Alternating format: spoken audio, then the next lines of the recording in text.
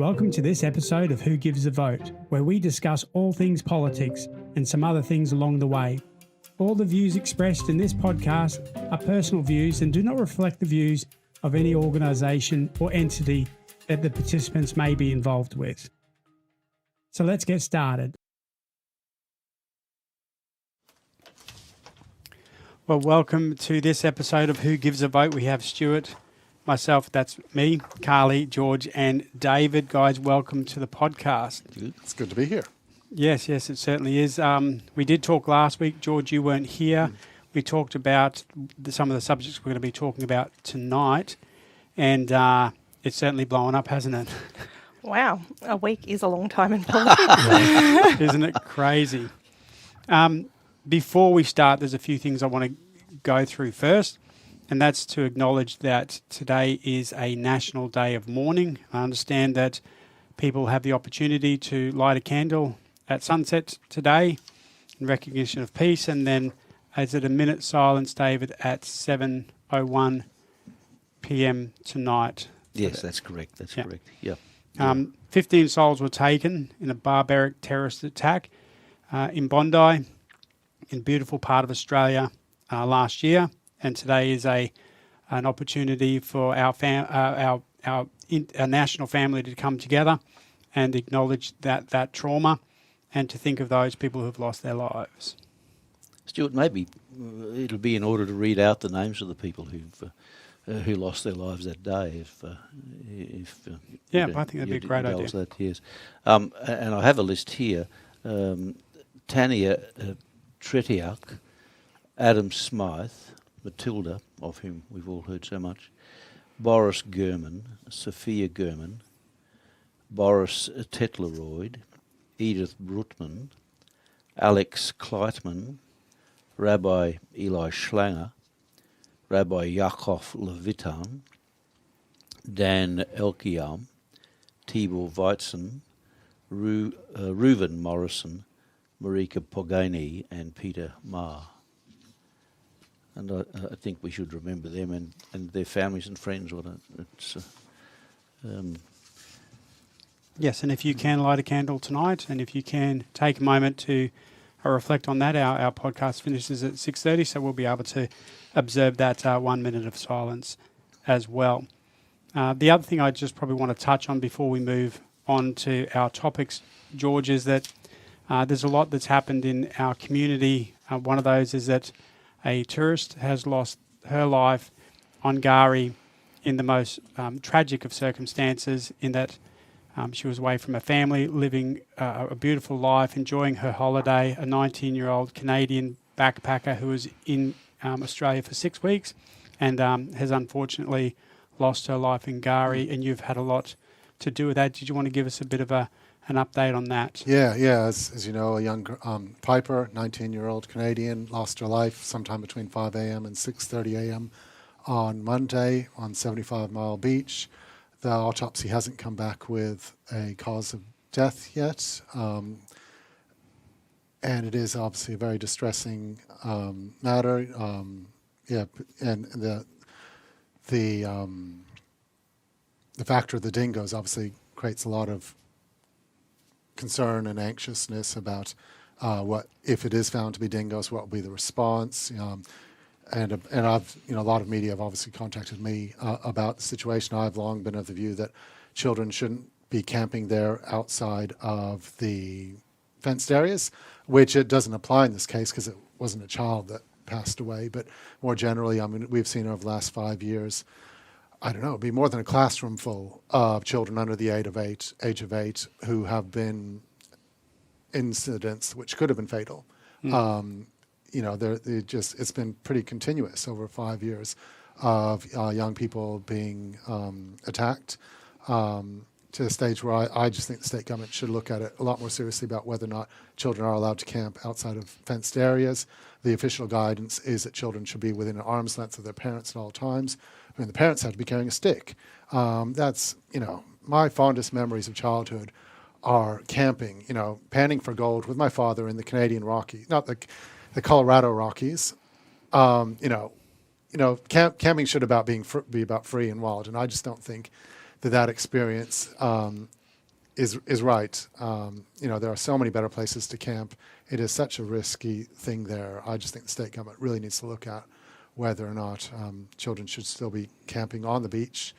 But again, we don't know if this was a dingo attack or not. They'll come out eventually what the actual cause of death was. And it is a tragedy. But one thing, if you've gone and stayed in Gari, it's that there's safety in numbers. Even when you're swimming, that is the rips on that side of the island are fierce. Mm-hmm. The sharks are fiercer. I personally would never swim there. I know some people go waist deep. I wouldn't do that, and a lot of locals wouldn't do it either. But you certainly would go with a friend, because then if you get in trouble, you've got someone else who can call for help. And also walking on that beach with somebody else dealing with dingoes is much easier because you can respond together. Yeah. I just think it's a much safer way. And you're right in that point in relation to camping and safety. If we drew that context, if you were in Africa in an area where there was predatory animals, you wouldn't go and stay in their habitat without any precaution. In the same way that it was in the wilderness in the US or Canada where there's wolves, you would take caution. These animals can kill, and they have, and those sorts of cautions should be taken. So I guess we acknowledge the loss of life both locally and nationally, particularly today. Yeah, and I think about one of the other recent deaths. It's tragic. A young life is tragic to lose it like that. I mean, Piper this week. I mean, a few years ago, the 2 Japanese students in Lake Mackenzie. And that's the thing. Wilderness has risks. Dingoes are not the leading cause of death on Gari Fraser Island. It's in fact vehicles being in rollovers. You have to go back 25 years for a death from dingoes. In that time, there's been a death from a shark at Indian Head a few years ago, and there's 2 boys drowning and multiple deaths from vehicle rollovers. I do point out too that when there was a spate of rollovers, the state government took action and made tag-along tours and made travelling in hire vehicles much safer. Yeah. Perhaps they'll do the same with dingoes as well this time. But we're here to talk about something else, which is the 2 bills that have been gone through the lower house and the Senate this week. So we have the what started off as one bill and is now moved to, it was separated by Anthony Albanese. So the omnibus bill was separated, and there are 2 bills, which is combating anti-Semitism, hate and extremism, criminal and migration laws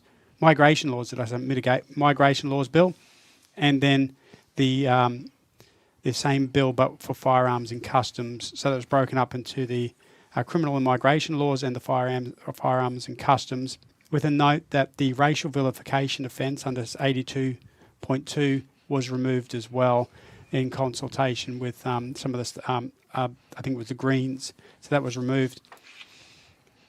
George, what's your thoughts on, or anyone from the room, what's your thoughts on the splitting of the bills? Because that's what we talked about last week. Yeah, very, very effective. I mean, get the Greens support on the guns and what's left of the Liberal Party on the hate speech. It's an effective way to get the whole package through. Yep. Carly, you talked about this last week. You said it should be split. Yep. It was split. Was that a good move by Albanese?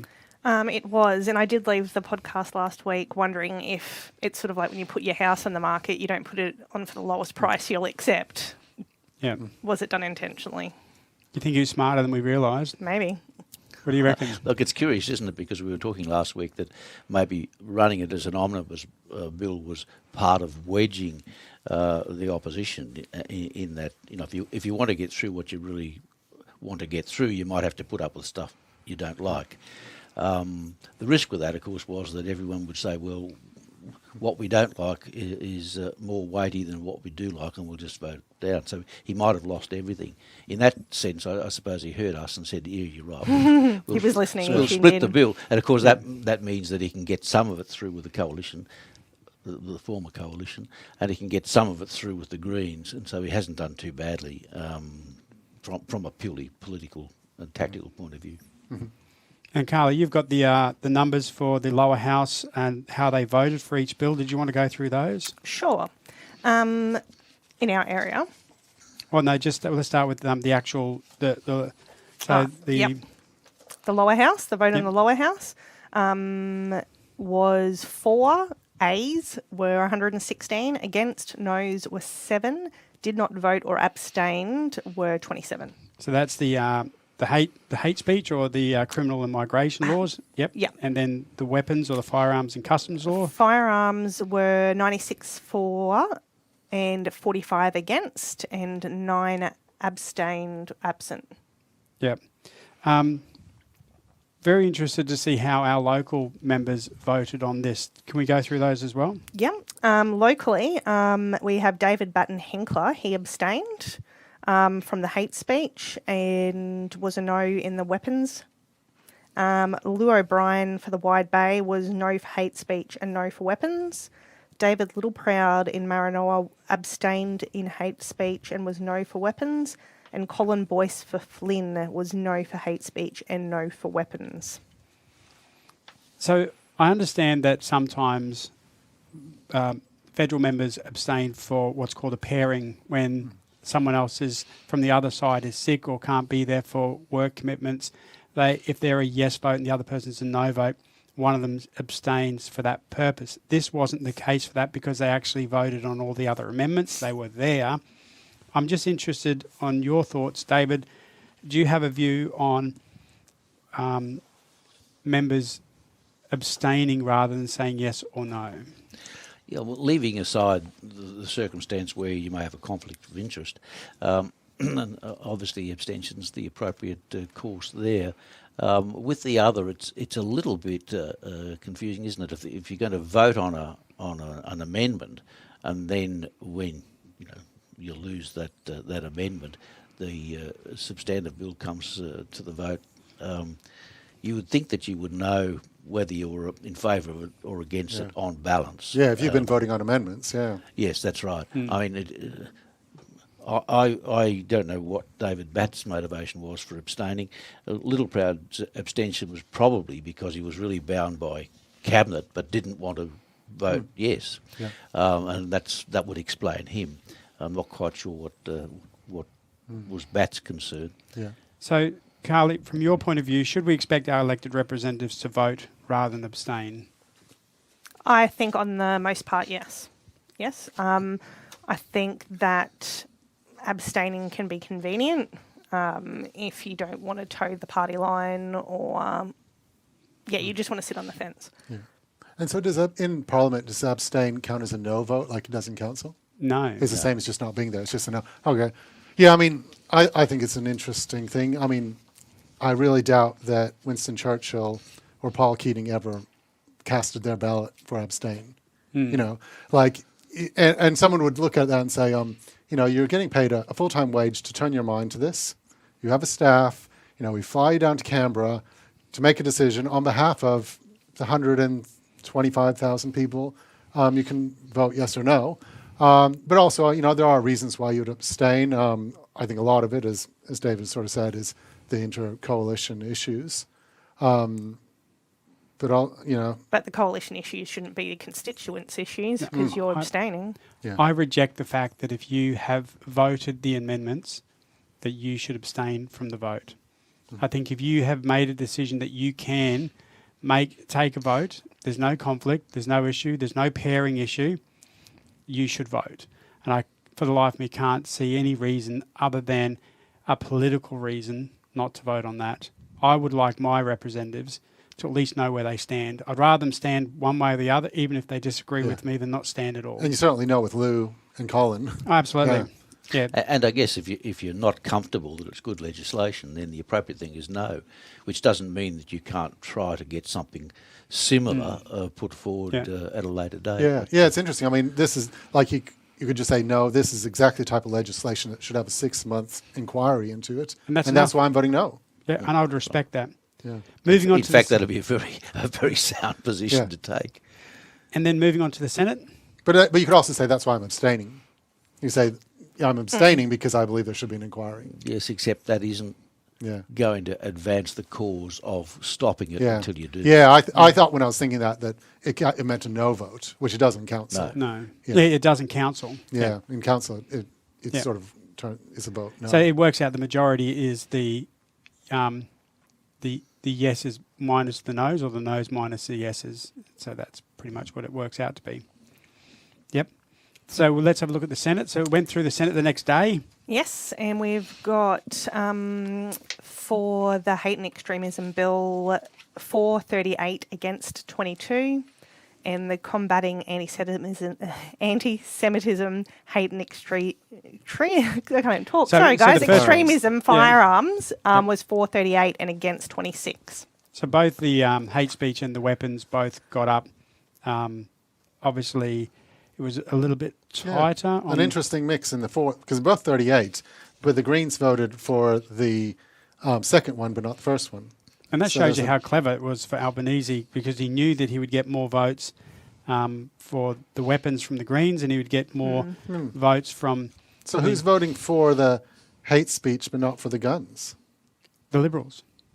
Okay, yeah, that's right. So the Liberals, Yeah. and that's why, and that is where the very issue Yeah. arose, where we now have a busted coalition because the Liberals voted for the hate speech, but the Nationals in the cabinet did not, and that's so it was the perfect vote for Albanese. I think it was an amazing outcome for him. So was it that the Greens and the Liberals swapped places? Yeah. The Liberals voted yes for criminal and migration laws. Greens voted yes Yeah. for the And firearms. like Senator Peacock switched. He voted yes for the gun legislation and no on hate speech. So there was. I'm going to jump forward and read a quote from Jacinta Price, or I can never, how do you say, Jacinta? I just fluffed up my last one, so I don't think I'm the right Nampijimpa. person to ask right now. That's very good. Yeah, Jacinta Price, I call her, but she said, yesterday evening I was intending to vote no on the government's Combating Anti-Semitism, Hate and Extremism Bill 2026. I was waiting in the alcove outside the Senate chamber for the call on the final vote on legislation, but there was an issue with the system upon which we rely. That'll be very interesting if that's right. Because she would have seen a lot of people coming and going. I've been in Parliament House. Yeah. The bells. I've never heard of anybody complaining that the bell didn't ring, that they didn't see the red. Well, no one else light. missed it. Yeah. Michaela Yakash also had said, I think, today that she had some kind of technical issue. Here's my thoughts. You wouldn't say there was an issue with the system upon which we rely. They would have said the bell didn't ring. Yeah. And, if you're lying, you try and be as vague as possible. One of the things when I used to interrogate people is if they were very specific about a lot of things, and then very general about something, and then very specific. They're often the vague part is the lie.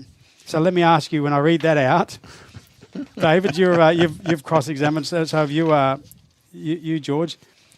Which part of that is vague? But there was an issue with the system upon which we rely. Yeah, that's very vague. And the criticism across the board was, well, What system? what system? Yeah. Be more specific. That doesn't make any sense. Is that just...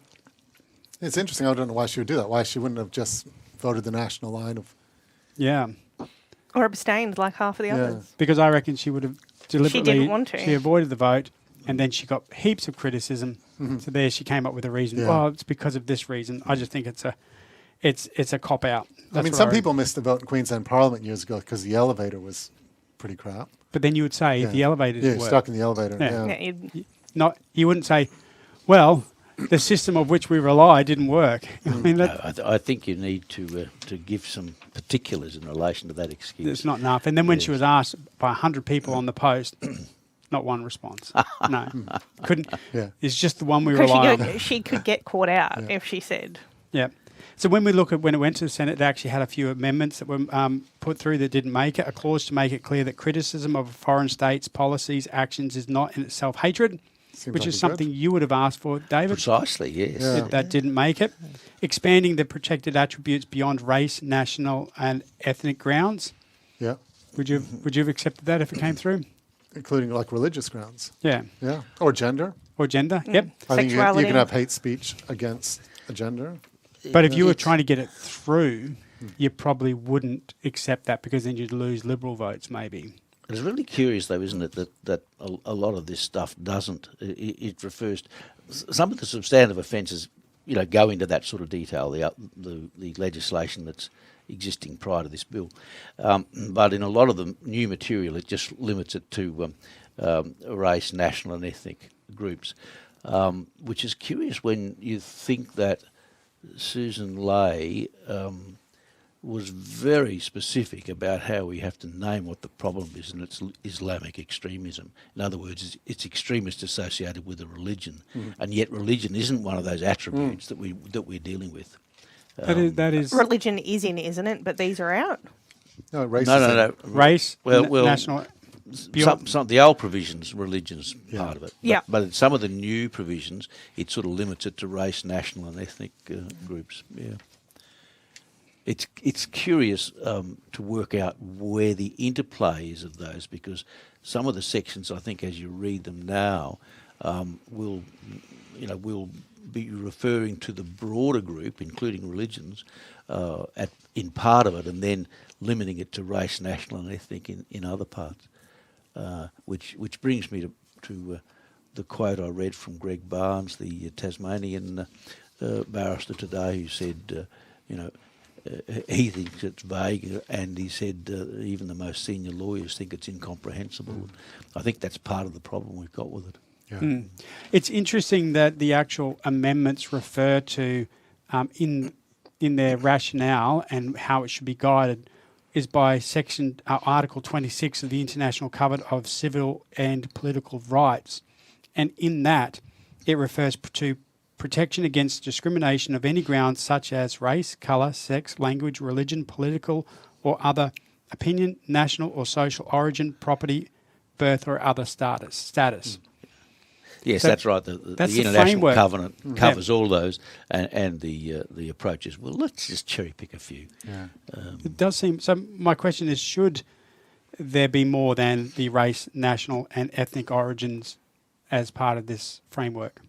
Well, Well, I mean, that's like why you the said Greek- before, I mean, they might have done it because they want to get it passed, Yeah. and they thought they wouldn't get the votes if they included the broader suite of Yeah. factors. Perfect Yeah. being the enemy of good. And that's why the Greens didn't vote Yeah. with. Which is strange because you think they'd want to vote to get at least something, a Yeah, start of and something. then and then it can be built upon, like Yep. get the foot in the door. But that was the Yep. same as emissions. So we promised we'd go into the substance. So let's get into the substance of I'm just going to call one the hate speech bill Yep. and the weapon bill, because they are very clumsy bills, names, and I was struggling with them all week.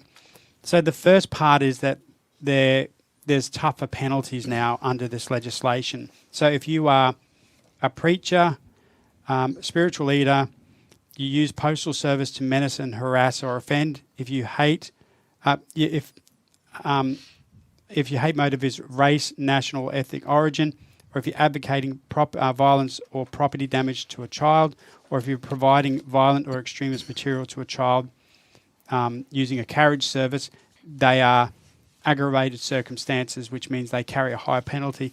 Does anyone have any issue with that? Or they're all, well, maybe the preacher and spiritual leader, that might be some people might have an issue with that, because that would include every religion, every spiritual leader. Anyone who gets up in a pulpit and speaks is defined to be a spiritual leader. Well, if Yeah, they're doing I'd it in a hope- hateful way, Yeah, then I'd hope they wouldn't all be doing it in a hateful way. Yeah. I guess it's only an aggravated circumstance if the circumstance exists in the first place. So if you're preaching hate, then it would make sense. If you're a spiritual leader, then your penalty should be higher than if you're not. Yep. Yeah, I think that makes sense, and that's not an uncommon thing in the criminal law. You should know that if there are usually a range of circumstances of aggravation which will increase the penalty. I mean, I think they've increased penalties generally anyway, but yes, that's Yeah.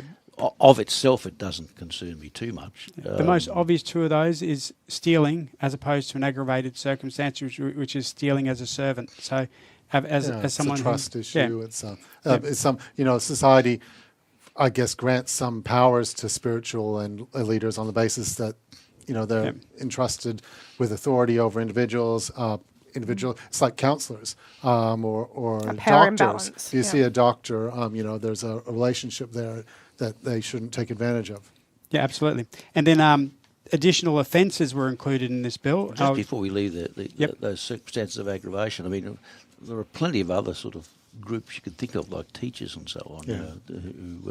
who don't seem to Have have influence. caused anybody's ire, but have influence. Yeah. There could be a circumstance of aggravation that's called politicians. You know? I mean, after all, a Maybe that's circumstance what they of were worried aggravation about. that's called journalists. So there are a whole pile of people other than preachers. And while I can see the circumstances, I can see why they're looking that way. But in fact, if you want to be even-handed, then it's really anybody in a position of influence that you should be looking at. And also just reading, when you read hate motive is race, national or ethnic origin, like I must say, like from the Greens' point of view, when you read it like that, it's like, oh, so all the other types of hate are totally fine? Like, Yes, they are. Yep, they are. Well, they weren't fine, and then Section 18C was amended, wasn't it? That's I guess the distinction. But let's move on. Additional offences now. So if you directing activities of a prohibited hate group, so if you're directing activities of a prohibited hate group, if you're a member of a prohibited hate group, you're looking at 7 years imprisonment. Recruiting is 15 years. Training is 15 years. Funding is 15 years. And supporting is 10 years. So directing is between 10 and 15. So that's really quite simple, isn't it? Those new pieces of legislation to make them offence, if you have any involvement of a prohibited hate group, including directing, being a member, recruiting, training, funding or supporting. Any issues with that?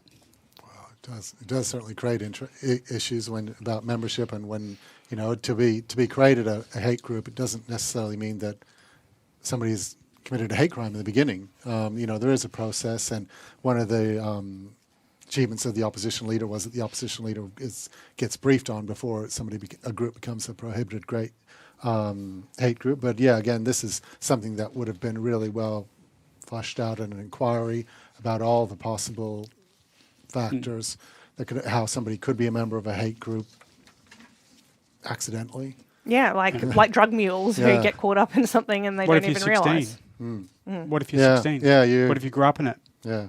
Yeah. There's all these things. So to go into that, a hate group is an organisation listed in regulations as a prohibited hate group. And as you said, George, the process for that is the ASIO Director General provides advice to the AFP Minister, so the Australian Federal Police Minister, who assesses a criteria, provides advice to the Attorney General, and he gives written agreement. Or she, sorry, my error. And then Thanks, George. the opposition leader is, I'm just thinking now, opposition leader is briefed, and then the Governor General provides a regulation, lists group as a prohibited hate group. So it is not an easy process. Like No. But nowhere in there does it say they've committed a hate crime. No. Yeah, No. But they're just, I think you're guess, right. publishing hate. yeah. Yeah. What? But I just think it's. I mean, is that right? There doesn't have to be a conviction anywhere No. for them to create this thing that then causes No. offences. Yeah. Yeah. What concerned me, I have a few concerns about this. One is that I think the penalties are way over the top. I think that's just 15 years for recruiting for a prohibited hate group is a very big sentence. Not, of course, that the court will necessarily impose the maximum, but More like a $300 fine. The legislated sentences are supposed to be Yeah. a signal to the courts that this is how we think. Now, I don't know, Stuart, you'd be more familiar with the criminal law than I am, but they'd be fairly serious offences in just regular criminal law that attract a 15-year jail sentence. Oh, that would be break and enter, unlawful use of a motor vehicle, serious assault. And you can, you used to equate it that you could work it out 10%. So if it's 10 years, you're looking at a year's prison. If you're 15 years, you're looking at a little bit longer. That was the for the as it gets more on. But Unless it's violent, it's not going to be at the higher end, though, is it? No, yeah, violence or history of violence. Yeah, there's. And my other concern really goes to trying to understand what the underpinnings of this are. There was a very interesting segment on 7:30 last night where David Spears had the Attorney General Michelle Rowland on, and she said to her, "Look, would it qualify as a hate group if somebody criticised Israel for genocide or criticised Israel for apartheid?"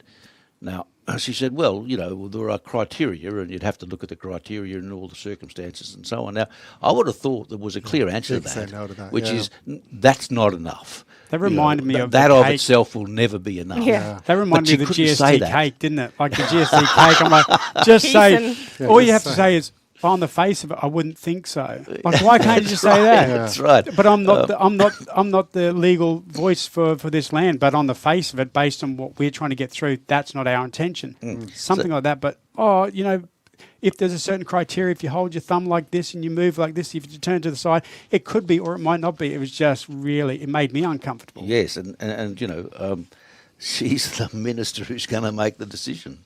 Yeah. Or whoever holds that position. I thought that was very concerning, and it's got a bit of press today. I see on social media sites. Yeah, I won't certainly. mention.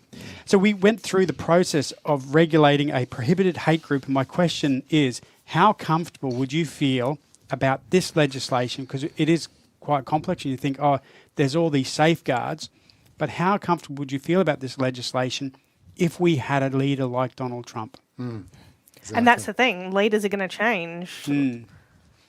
So how comfortable would you feel about that? Yeah, not at all. Yeah, not at all comfortable. Donald Trump could do that. Could decide who's a hate group, and just because you've been a member of it, automatically it's 10 years prison. Well, Yeah. a hate group to him is anyone who doesn't agree with him. So Yeah, I mean, if you think about all the people that he already calls hate groups, this would be a really alarming. And often in legislation, you think of a worst case scenario, and to me, that would be a worst case scenario. Yes, I think we do have to think about the worst case scenarios, because that's essentially what you need your whole legal structure to manage. That to the greatest extent possible, we can make sure that the total aberrations who win political office from time to time aren't going to create that sort of discord. I mean, and it's not just somebody like Trump who's I think. I'm struggling to use a word that isn't malevolent, but you know what I mean, ill-intentioned and has a fundamentally unsound set of principles. But it's also people who aren't very bright. Mm-hmm. And there are plenty of people vying for high office in Australia at the moment who I think aren't very bright. Mm-hmm. I won't name her, but these are the sorts of concerns. There's nothing to say why somebody like that might not ultimately be in the position of Attorney General or whatever. Mm. I want to move on to hate speech because we have got a lot to get through tonight. We're halfway through our podcast already. We're at about 30 minutes, so we'll keep going. Hate symbols. So now the thing that's changed with this is the words in the legislation around the onus of proof, where the removal of the words "the person knows that." So now the onus of proof has changed with the removal of the words "the person knows that" the thing is prohibited, a prohibited terrorist organisation symbol, to include public display of a prohibited terrorist organisation symbol or trading of prohibited terrorist organisation symbols. So now, ignorance of the law is no excuse in relation to this offence, which is often the case unless we have, some level of intent required.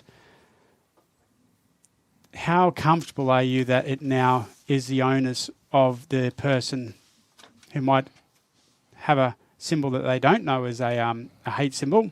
Mm-hmm. is ignorance ever a defence legally? Well, Always. Not ignorance of the law in the sense that it doesn't matter that you don't know that displaying a hate symbol is prohibited by the law. That won't get you out. But usually, whether knowing whether it's a hate symbol or not would be. Yeah. So as you're right, criminal code says that ignorance of the law is no excuse. But there is also mistake of fact, which is different to ignorance, which is an excuse or a defence or an exculpation under the law.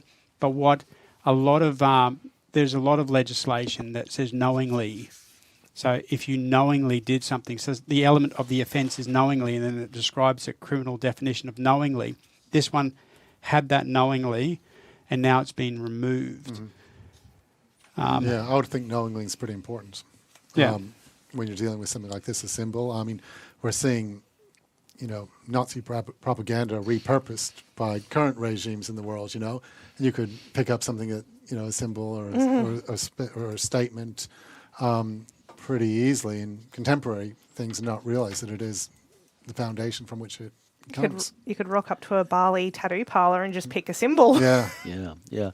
The criminal code has provisions in it. I think it's under Section 5 or thereabouts, where they deal with strict liability, what they call strict liability and absolute liability. Might be Section 11.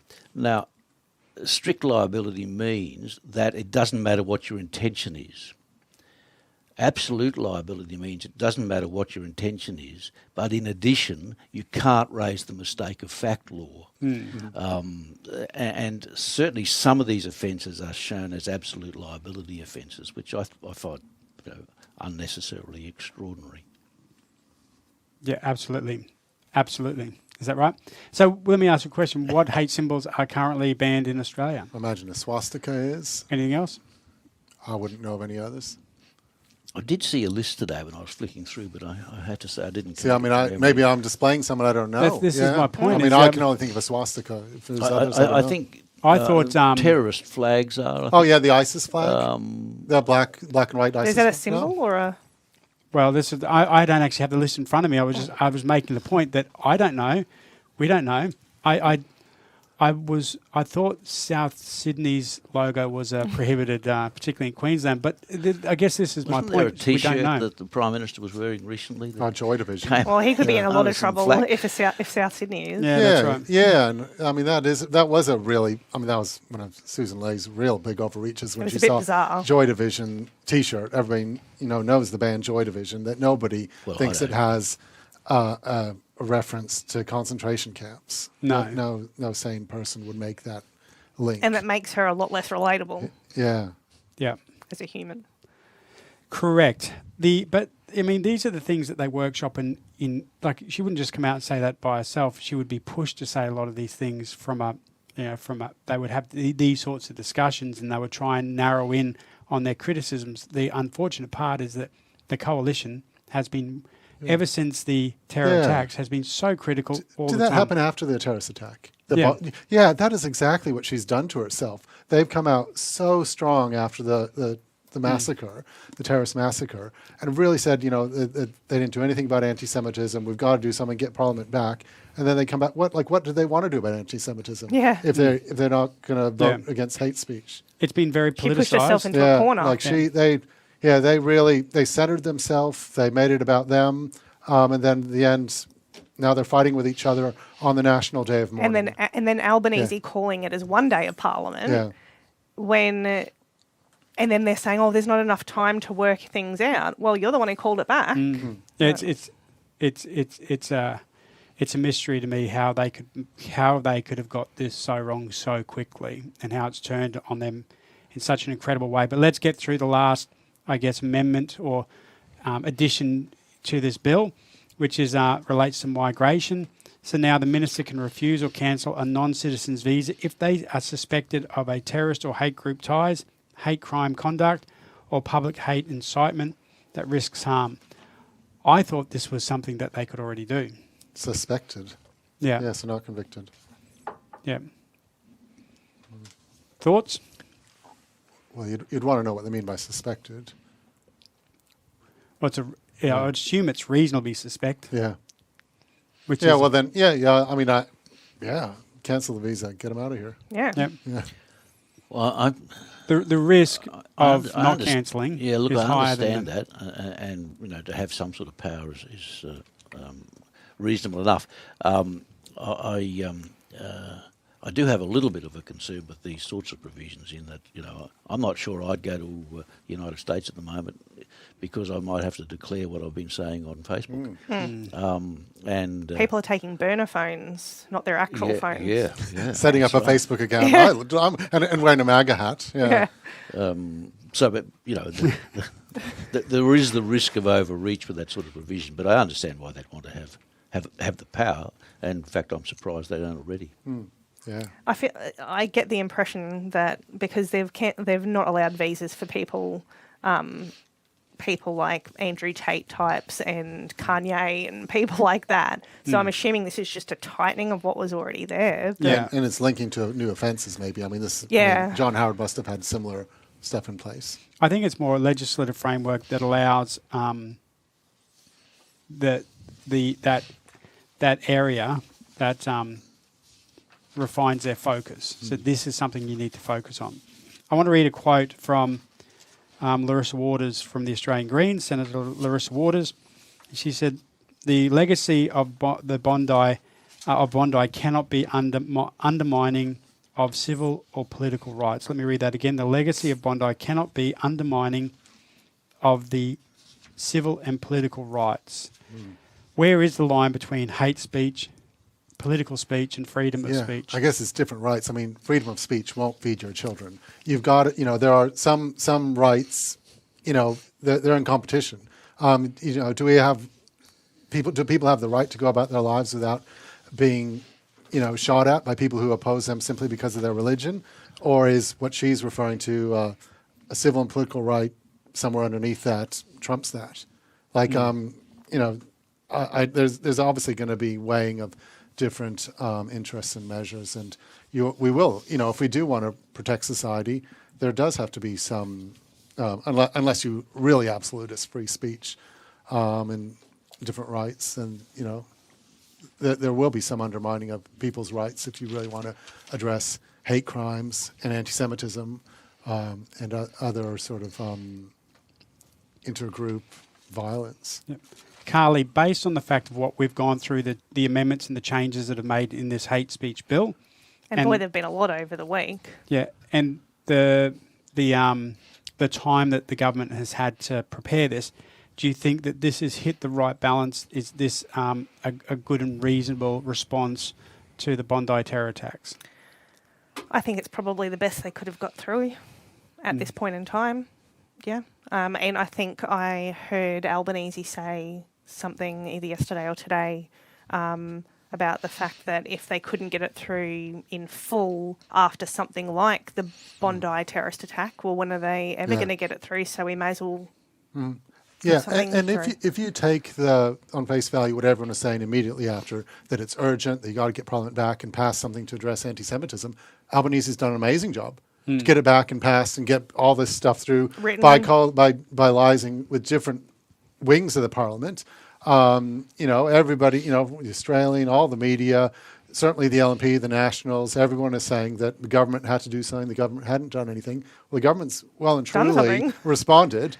And they're now complaining, and they fought it. But I think, generally more dispassionately, more rationally, I think anybody would say this type of major change should be done under the conduct of a full inquiry, which can take months and would speak to people like Greg Barnes and others. And what happens when the Royal Commission results come out now? How do you prevent our overreach onto protest movements and fringe political groups, David? Look, it's a real problem, isn't it? And I don't think this does anything to deal with that at all.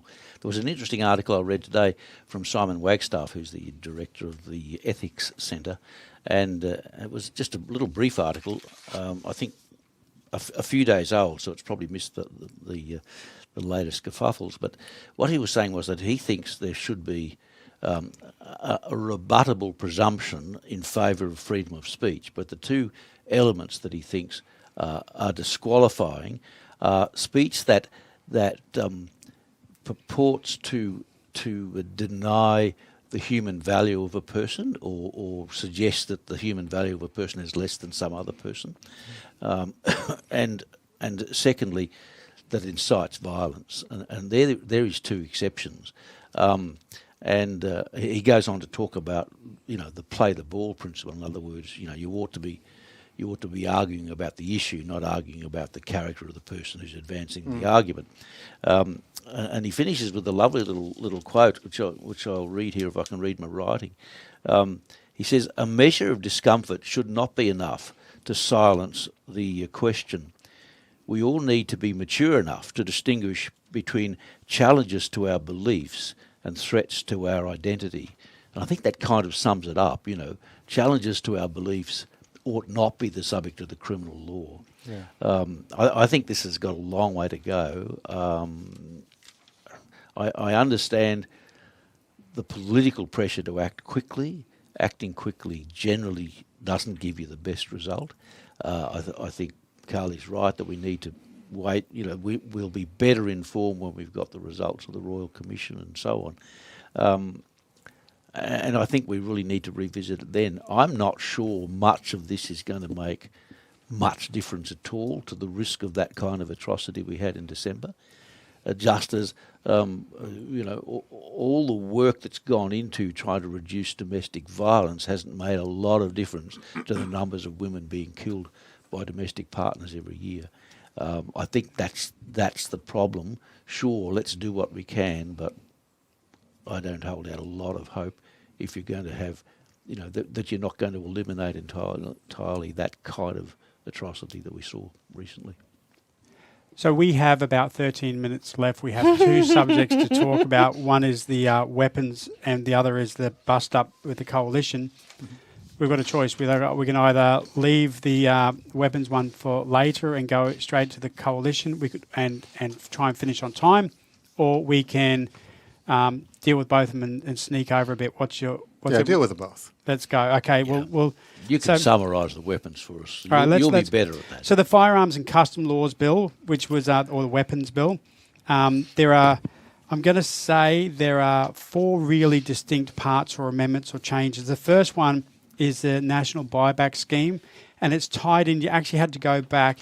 It refers to a weapons buyback program based on the National Cabinet Agreement on the 15th of December, where they agreed to ban, so the Cabinet, including the state government leaders, agreed to ban a range of different weapons, ban them, buy them back, and they were surplus firearms, rapid-fire high-capacity weapons, 3D printed firearms and parts, gel ball blasters, which confused me a bit, large capacity magazines, which makes sense. So they're the ones that they're working on the buyback. Seem fair? So the gel ball blaster it's not mandatory. No, I'm going to chase that one up because that's almost like which one of these is not like the other, isn't it? Like, I mean, some of them look very realistic. Yeah. But that's what they agreed to as far as the buyback scheme. So when they talk about the buyback scheme, the states and territories create a compensation scheme that they decide on. The Australian Federal Police Minister approves each scheme from the state. The state then runs the buyback scheme during a buyback period. The state pays for that compensation to the owner of the weapon, and then the Commonwealth reimburses part of the buyback to states. This is what we did in 1996. Very probably. similar. Yeah. 650,000 weapons in 1996 were bought back, and I think it was $30 million at cost to the public. Yeah. Yep.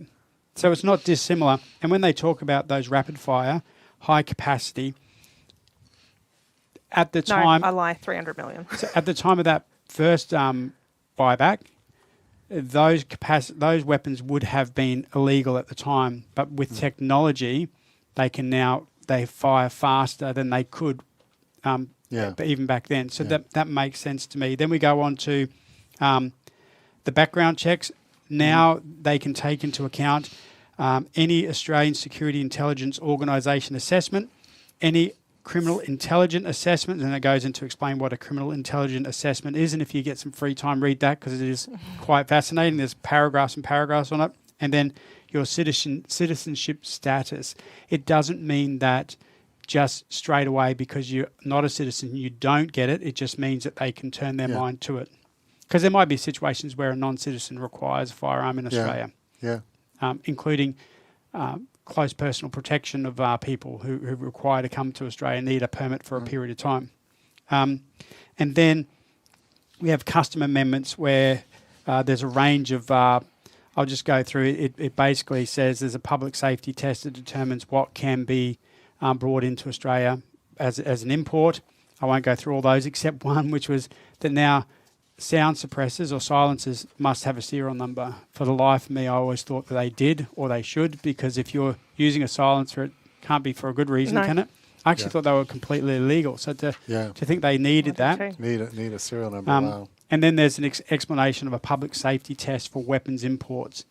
So when I look at that, I don't see a massive reform that could potentially tear a Unless it's the coalition jail of- blasters. But yeah, I it's hard. Like I'm waiting for them to say exactly what in it they're opposed to. I mean, very mild. Yeah, farmers can still have 10 guns. Yeah. Individuals can still have 4 guns. Well, that's in Queensland, I think, it's 10. Okay, yeah. Yeah, and some other states are 5, I think. Yeah, I imagine it's less like in the ACT. Unless it's just it seems like it's just the vibe of it, the principle that they don't want to see any sort of reduction in Yeah. the right to bear arms. I would, really like to see, the Nationals and others explain their rationale for. maybe this will change your view, because there are there's also some new offences: using a carriage service for firearms, explosives, manufacturing material, So, 5 like years, printing. unlawfully using it, and possessing or controlling firearms, explosives, manufacturing material obtained and accessed using a carriageway service. Yeah, is this Like all 3D constitutional printed stuff? It's interstate stuff and it's carriage and it's importation. Yeah, because it relates to a carriage service, which is a federal jurisdiction. So that's in there as well.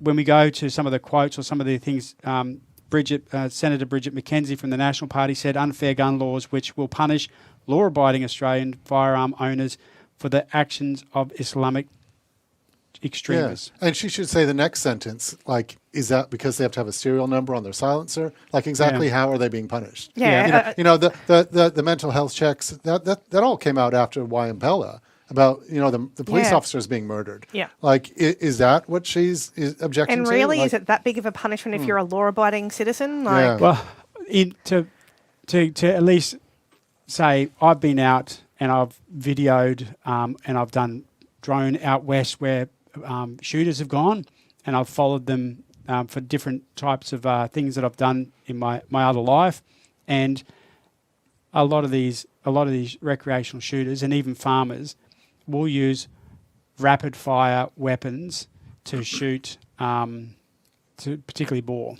because they move fast. Yeah. And not everyone's a great shot, so they will often take they're a couple big. of They're shots. big animals. Yeah, so there is those. I think if you're not a good shot, that's on you. Yeah, but I agree with George. I think that the National Party need, if they want to be serious about this, they need to tell us what precisely are the problems that they, or the issues that they have concerns with, and what they would do to address, the concerns about the misuse of firearms. I think. I think it is the case that part of their objection is they just don't want firearm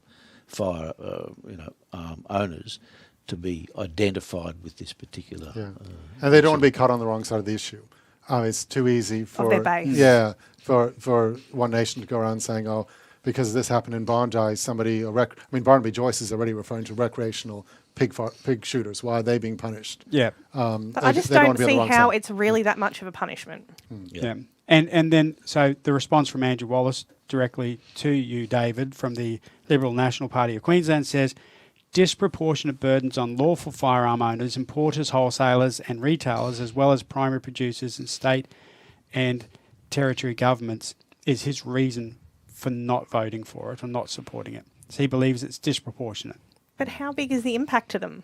Well, I guess coming from us, not much, but if you owned 5 or 6 weapons that you'd have to give back, you'd be pretty cranky and you'd be sending a message to one of your...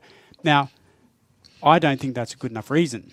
I think if it was good enough in 1992, 92 was it? 96. John Howard. If it was good enough in 1996 for these types of weapons to be taken off our streets to protect our children, our families, our friends, everyone in our community, then it's good enough now. If you take away the types of weapons, could it be grandfathered? You could. I don't think it would be wise. Weapons are weapons, and they, then no one would. If you made that, then buybacks would be very challenging. Yeah. So, any thoughts on the weapons bill? Is it as bad as? Do you reckon it's bad as they thought it was going to be? Can't have been. Surely not. No. No. I think they're probably quite happy that it is as mild as it is. And I can't see how anyone could argue the National Registry stuff. Is this a case of they were just looking for a fight and they thought that if they did have a fight that the person that would be impacted most would be Anthony Albanese in the Labor Party? Oh, look, I think they were probably responding to their constituency. I don't see that Albanese's constituency are going to give him a hard time over it. There won't be a huge number of people jumping up and down about this firearms legislation who vote in Sydney and Melbourne. Yep. So that leads us to the actual bust-up, which occurred Wonderful. yesterday and then spilled over to today, as you rightfully said, George, the National Day of Mourning. We're acknowledging the horrific acts of barbaric terrorists who took the lives of 15 people, and at 7:01 tonight, there's a minute's silence for those people. And the Liberals and the Nationals couldn't wait for one day to have their spat. How would... Yeah, when it would have been so beneficial. I mean, with all conflict, you should wait. You should give it a day's rest. Yeah, on so many different levels, they shouldn't be out there all issuing press releases, all firing off, and it's so personal against Susan Layut now. Very. I just think if the English and the Germans on Christmas could have a ceasefire during World War II, was it World War One? World War One. Yeah, it's definitely World War One. I think it might have been World War II as well. If they could have a ceasefire and play a bit of football, allegedly, there's rumours that didn't happen, but it sounds nicer. If they could do it, surely the sensible politicians and leaders of our communities could say, hey, we want to take this action, but it can wait till tomorrow. Whereas what they're doing now is mutually assured destruction. Like whatever happens, the next coalition will not have Little Proud as leader and will not have Lay as leader. They will not be leaders if there's a coalition again, which might mean there isn't a coalition again. And it leaves, how the Liberals are going to fill out the front bench just with them. It'll be very interesting to see. So let's look at how this happened. We had the Nationals broke, so the Nationals in the Cabinet broke the solidarity rules, which are... You stick to if you're in cabinet or shadow cabinet, you vote together. Yep. It's a collective decision. And they didn't. So Bridget McKenzie, Susan McDonald and Ross Cadell accepted they broke the solidarity rules. They offered their resignation. Susan Lee accepted their resignations. The entire because she accepted those resignations, the entire National front bench resigned because Lay accepted the resignations. And now, today, on the National Day of Mourning, the Nationals and the Liberals have split again. And I make this point if you read a lot of books about leadership and about running companies and businesses, one of the things that a lot of people warn you is never talk someone out of resigning. If someone resigns, you accept it because there's a reason for that. And often, if you reject that resignation, it'll come back from a business point of view to bite you. If you put your resignation in, you should be expected that resignation will be accepted. You don't call someone's bluff. They knew it. Yeah, and now they're upset. They're not upset. Happened. They knew that she was going to accept it because it would have been... she would have looked weak if she hadn't have. What would have happened if she didn't accept them? Let's just go back to the point you're making there. I'm not quite sure what the timing was, but David Littleproud in this morning's Australian was saying that the problem was that they were bound by Cabinet Solidarity, which took a decision to vote in favour of that bill. But then there was a National Party room meeting which took a decision not to, and they were bound by that as well. Yeah. So they were in the position of being bound by two conflicting and irreconcilable propositions. And they didn't have a joint meeting, is my understanding. They didn't have a joint meeting, that's right. I think what the National Party people then really had, the ministers, had to make a decision about where their first loyalty lay. And if their first loyalty lay to the National Party, they should have tendered their resignations then. And they should have said, we're tendering our resignations because we're bound by the National Party decision. That means we can't adhere to the Cabinet Solidarity, therefore we'll get out of Cabinet. Yeah. And we're telling you this before we go to the vote. Yeah. And, that would have been the honourable thing to do. Yeah. But whichever way it went, it was an ambush. Yeah, I don't think that Lay had any choice but to accept the I think when Littleproud says that about the fact that the way he explains it sounds very much like this. but there was an issue with the system upon which we rely.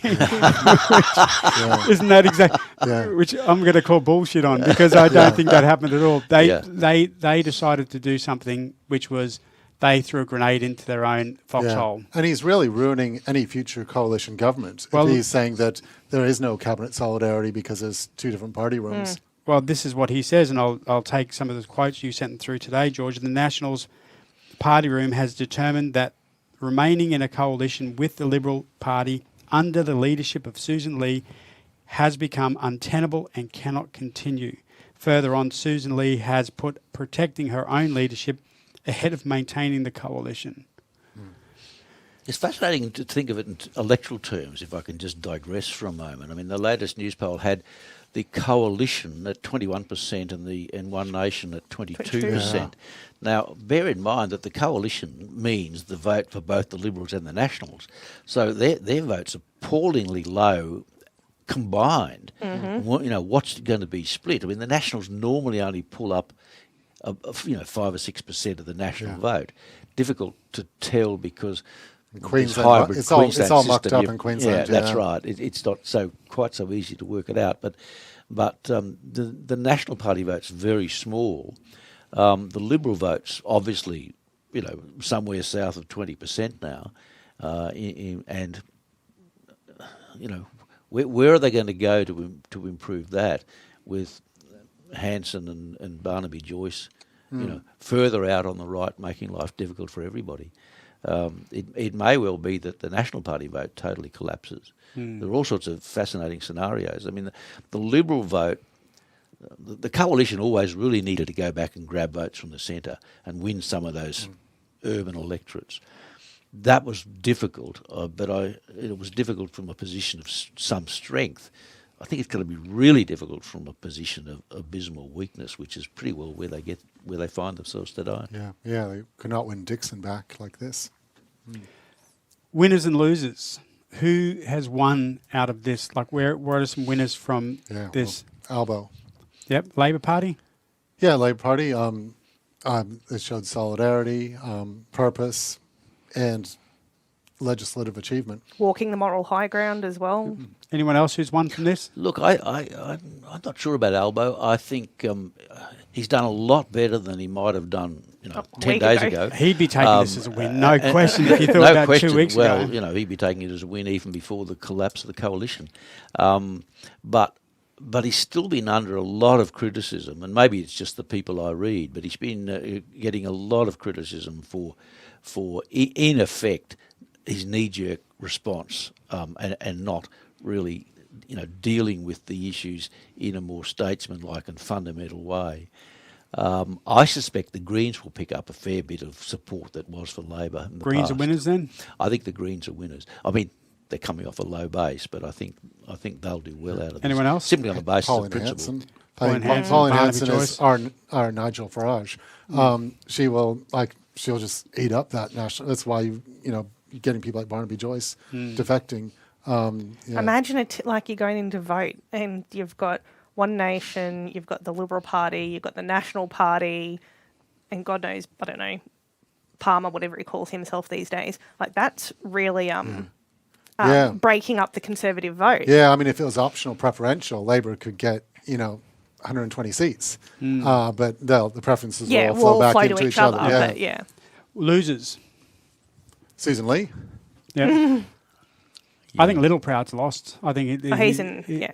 I don't think he'll. Yeah, I mean, he's probably got the support of his colleagues, but he doesn't have the support of anybody in the Liberal Party now. What about the quote, incontinent, who's that? Yeah. Hasty. Yeah, I didn't read his full statement, but I went and looked for it. I couldn't actually find where he said that phrase was from a comment within his post. So he put his post up, which was very swarmy about the people commenting. And then he made a snarky reply.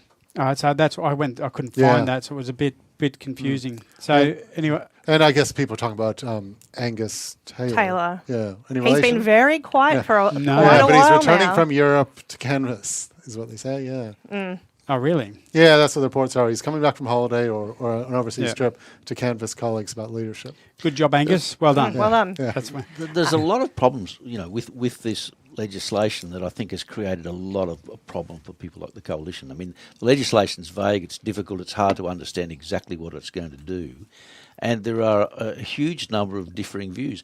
I mean, I've been trying to spend a bit of time this afternoon understanding why we get both Greens and National Party voting against the one bill. And the comments, admittedly, it's not been, there hasn't been time for an exhaustive analysis, but the comments seem to be pretty vague. It's more a feeling that this is really an illiberal and dangerous unintended consequences kind of situation. There's not too many people seem to be putting their fingers precisely on this, saying this is wrong because it'll move in those directions. Yeah.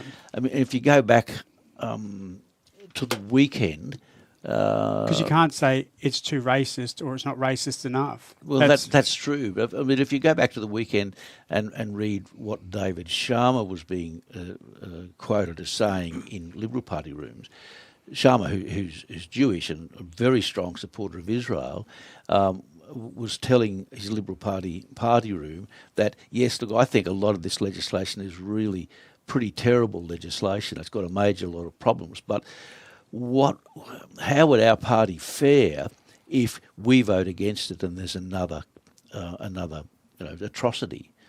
Now, I don't think another atrocity is all that likely myself, but it just seems to me that, if that's if your thinking is how is this going to reflect on us, rather than your thinking is how is this going to fit in with basic political principles and criminal law, achievement.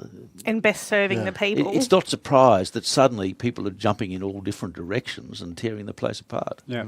And if you really want to get outcomes in relation to addressing public safety, then you need to increase your budget in boots, because the police and the law enforcement are going to have to be walking the streets. They're going to have to be driving cars. They're going to have to be talking to people. They have to be engaging. That's what it takes. All the intelligence agencies have to be proactive and acting. Sure, that the instrument to do their work is here, but it was already there, and that's where it really is pertinent. They need those systems working properly. We do have 5 trivia questions, which well, this is where someone who loves trivia by the name of Lincoln Hahn. Did he give you the answers? No. He only gave me the answers about 10 minutes ago. He didn't even tell me what he was doing. He said he was doing something for you. Well, I didn't tell you because I didn't want you to persuade him. Conspire with him to get the answers. You'd So I'm have going to had a ask. conflict of interest. Here are 5 questions. Are you I'm ready? going to abstain. Closest wins. Of the 45 proposed changes to the Australian Constitution, thanks, Lincoln, how many have passed? 7. I was going to say 6, but I might be wrong. Right. I'll go in the middle. Oh, no, I won't. I'll go on the other end, 5. You should go on the other end. It was 8. Okay. 8, so close. That's pretty good. All right. Next one. This is a multi-choice question. Which parliament passed the Commonwealth of Australia Constitution Act in 1900? The House of Commons in Westminster. The options are the Australian Parliament, the United Nations, the British Parliament, or the Victorian Parliament. So what was the question again? Which parliament passed the Commonwealth of Australia Constitution Act in 1900? Yeah, Westminster. British Parliament, yeah. British Parliament. Correct. That which is a bit broader than the House of Commons. Yeah, the House of Lords as well. Passed Yeah. as well. Yeah. So, who carries the mace into the House of Representatives? The Speaker? No, maybe the Sergeant at Arms. Correct. George, you're doing well, as you always do. In total, House of Reps and Senate, how many members sit in the Australian Parliament? 226. Did you? No, I'm counting 150 plus 107 plus 76. So you can count. That's good. Is that what you would have chosen? That's what I would have said. Yeah, of course. If I could add up quickly. Totally what I would have said too. Although I was still thinking Lincoln, it was you need to make 'em harder. 151 Yeah. House of Reps, so I'd have been wrong. In what year was the referendum to count Aboriginal and Torres Strait? 67. In what year was the referendum to count Aboriginal and Torres Strait Islander peoples in the census? Yeah, 1967. I'll give up. Can I add one? Do better, Lincoln. Can I add one more? Who in this room handed out how to votes at that? David Lewis. He did. Yep, He Buzz. did. Yeah. And you still can remember. I can still remember. I didn't get to vote. I was too young to vote, Yeah. but I did hand out how to votes. And by the case I was supporting got up. Yeah. When was that? When was the last referendum to get up?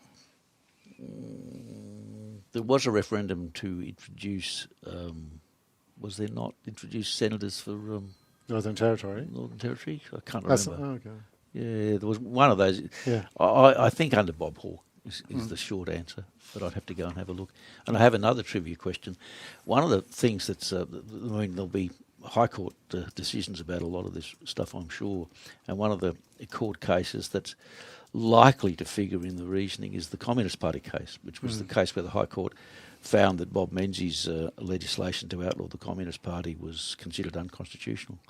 I don't know whether you've read the case, George, but if you have, I guess you and I are the only two. It was many years ago at law school, yeah. So, And most of, I mean, who was it Doc Evatt who defended it?